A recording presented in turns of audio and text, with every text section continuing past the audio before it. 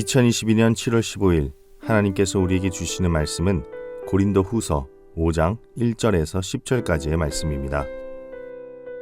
만일 땅에 있는 우리의 장막집이 무너지면 하나님께서 지으신 집, 곧 손으로 지은 것이 아니요 하늘에 있는 영원한 집이 우리에게 있는 줄 아느니라.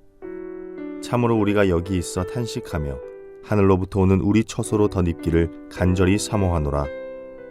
이렇게 입음은 우리가 벗은 자들로 발견되지 않으려 함이라. 참으로 이 장막에 있는 우리가 짐진 것 같이 탄식하는 것은 벗고자 함이 아니요 오히려 덧입고자 함이니 죽을 것이 생명에 삼킨 바 되게 하려 함이라. 곧 이것을 우리에게 이루게 하시고 보증으로 성령을 우리에게 주신 이는 하나님이시니라. 그러므로 우리가 항상 담대하여 몸으로 있을 때에는 주와 따로 있는 줄을 아노니 이는 우리가 믿음으로 행하고 보는 것으로 행하지 아니함이로라. 우리가 담대하여 원하는 바는 차라리 몸을 떠나 주와 함께 있는 그것이라. 그런즉 우리는 몸으로 있든지 떠나든지 주를 기쁘게 하는 자가 되기를 힘쓰노라. 이는 우리가 다 반드시 그리스도의 심판대 앞에 나타나게 되어 각각 선악간에 그 몸으로 행한 것을 따라 받으려 함이라. 우리가 그토록 마주하고 싶지 않아 도망치고 도망쳐도 우리를 쫓아오는 것이 있습니다. 이것은 불현듯 찾아오기도 하고 우리에게 어느 정도 그것을 마주할 시간을 예고하기도 합니다.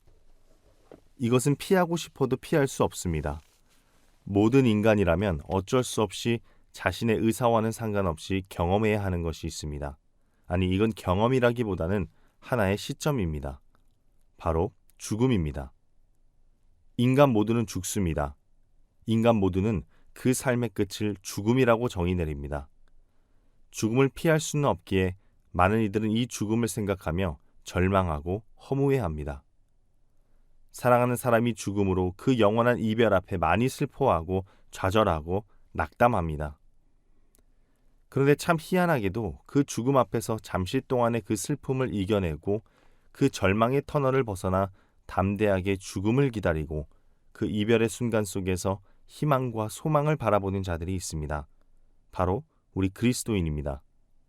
우리 그리스도인들은 죽음 앞에서 다시 살아남을 이야기합니다. 우리들은 죽음 앞에서 부활을 이야기합니다. 좌절과 절망, 슬픔의 구렁텅이에서 희망과 소망을 이야기합니다. 참 역설적인 이야기입니다.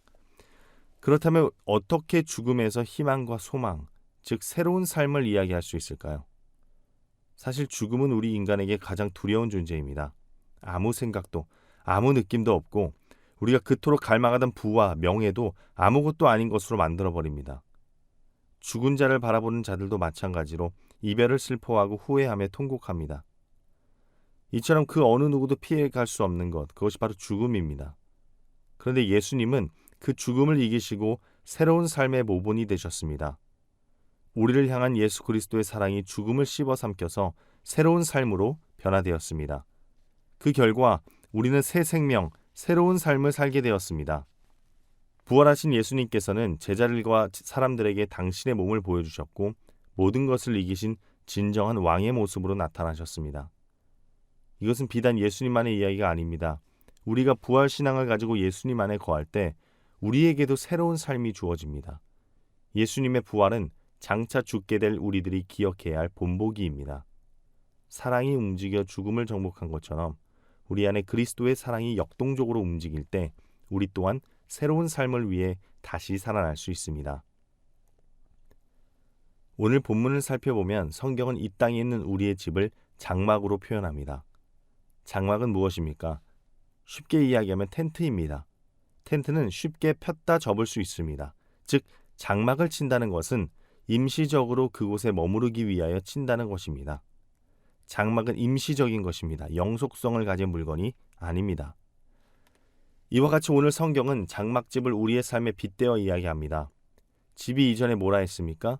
집은 일반적으로 우리를 보호해주고 우리에게 심리적 안정을 주는 곳입니다. 그런데 그런 집이 무너집니다. 어떻겠습니까? 매 여름마다 이재민들이 발생하고 그들을 보면 참 많이 낙담하고 슬퍼합니다. 머무를 곳이 무너졌다는 것은 우리에게 참으로 큰 낙담을 줍니다. 그런데 오늘 성경에서는 이 땅의 장막집이 무너져도 걱정하지 말라고 이야기합니다. 두려워하고 낙담할 필요 없습니다. 그 이유가 무엇입니까? 하나님께서 우리에게 영원한 집을 주시기 때문입니다. 말 그대로 영원한 것입니다. 사람이 손으로 지은 것이 아닙니다. 이 땅을 창조하시고 우리를 창조하신 하나님께서 손수 지으신 집입니다. 그것이 우리에게 있다는 겁니다.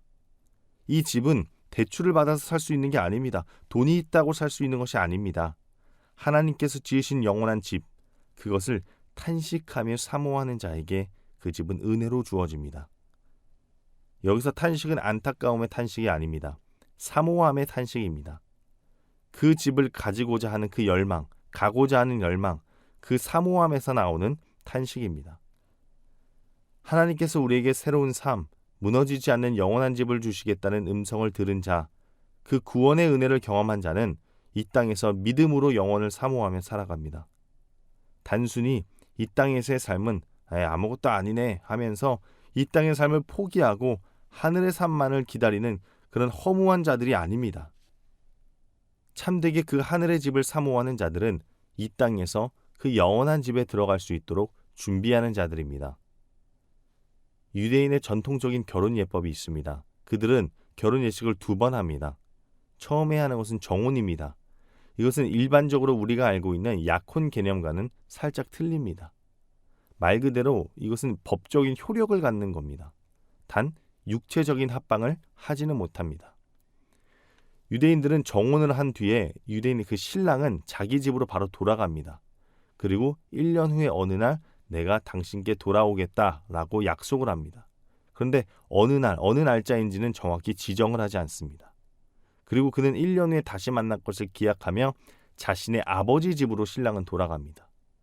그리고 신랑이 제일 급선무로 할 것은 1년 후에 신부를 데려다가 살 집을 짓는 겁니다. 아버지가 감독을 합니다. 이제 1년 내내 그는 신부와 함께 살 집을 짓습니다. 그래서 이 풍습에 빗대어 요한복음 14장에 예수님께서 내가 너희를 위하여 거처를 예비하러 간다는 것이 바로 이 유대인의 정혼법을 알아야 이해가 되는 구절입니다. 그리고 그 신랑의 아버지가 그 집이 완성되었다고 생각하는 날 그 아들, 신랑은 신부에게 갑니다. 이제 네 아내를 데리고 와라. 그래서 이제 아들은 그 신부를 데리고 갑니다. 그런데 여기서 중요한 것은 이제 신부가 아니라 아내라고 불린다는 겁니다. 요한계시록 19장 어린 양 혼인잔치의 그 비유에 보게 되면 신부라는 헬라 말을 눈빼라고 합니다. 그러나 거기서는 아내라는 단어인 구네를 씁니다. 그러니까 우리는 이미 그리스도의 아내가 됐다는 겁니다. 그분이 오실 때까지 우리는 신부로부터 요구되는 덕목, 즉 신부로서의 정절을 지켜야 합니다. 이것은 우리와 예수 그리스도의 관계에서도 마찬가지입니다. 그분은 우리가 거할 하늘의 처소를 마련하십니다. 그리고 우리는 그 처소로 들어가기 전 그분의 신부로서 이 땅에서의 정절, 순결함을 지켜야 합니다. 그렇다면 이 정절이 그냥 지켜지냐? 아니죠. 이건 순전히 믿음이 요구되는 겁니다. 신부가 기다림 속에서 신랑이 다시 온다는 믿음을 가지고 기다리는 것처럼 우리 또한 지금의 이 기다림 속에 좌절과 낭망, 혼돈 가운데서도 영원히 거할 집을 만들고 다시 오실 예수 그리스도를 기다리는 겁니다. 그리고 그 집에 거할 자격을 갖추는 거룩함의 준비를 이 세상을 살아가며 해나가야 한다는 겁니다. 만일 신랑이 자신과 함께 거할 집을 만들고 돌아왔을 때 신부가 이전과는 달리 정절하지 못한 모습을 갖추지 못하며 공허와 허무로 완전히 다른 사람이 되어버린다면 어떻겠습니까? 우리 또한 주님의 다시 오심을 기다리며 그리고 그 가운데 새로운 피조물, 새 집에 거할 자가 되기 위하여 거룩한 자가 되기 위하여 계속해서 십자가 앞에 나아가야 할 것입니다. 그래서 9절은 말합니다. 그러므로 우리는 몸으로 있든지 떠나든지 주를 기쁘게 하는 자가 되어야 한다. 훗날 우리가 그분의 다시 오심을 마주하고 영원한 집 앞에 서게 되었을 때 우리가 얼마나 이 땅에서의 삶 가운데 그분께 기쁨이 되었는가를 통하여 우리의 결과는 달라질 것입니다. 그분의 기쁨이 되는 것은 다른 것이 아닙니다.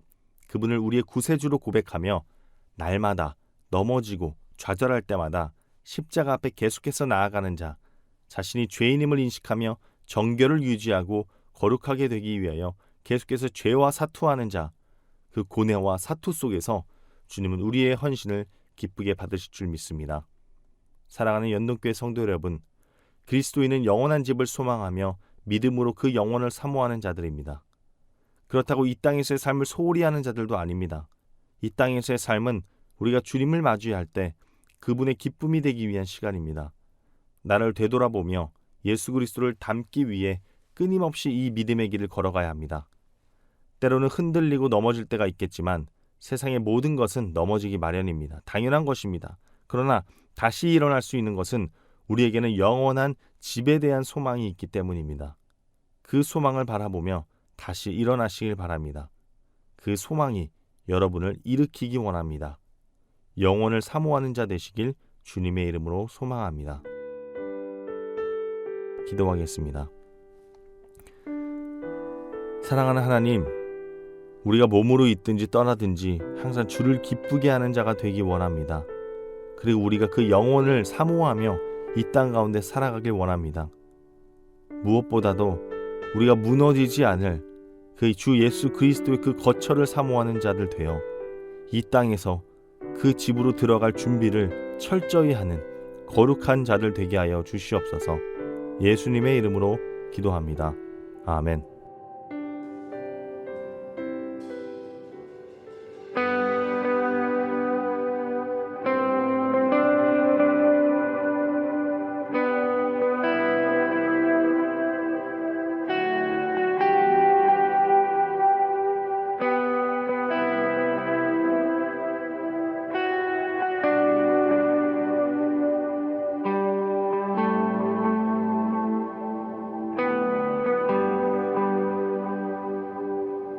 이 땅 위에 오신 하나님의 본체 십자가에 달리사 우리 죄 사하셨네.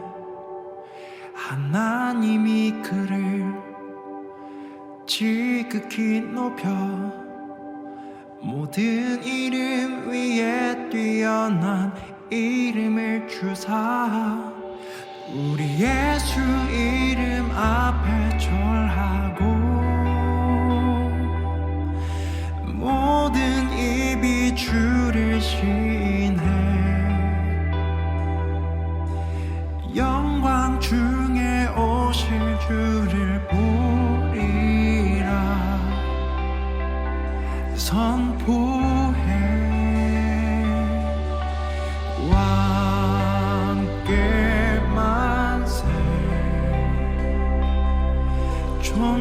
존귀와 위엄을 찬양해. 왕의 왕께 만세. 주 예수 하나님.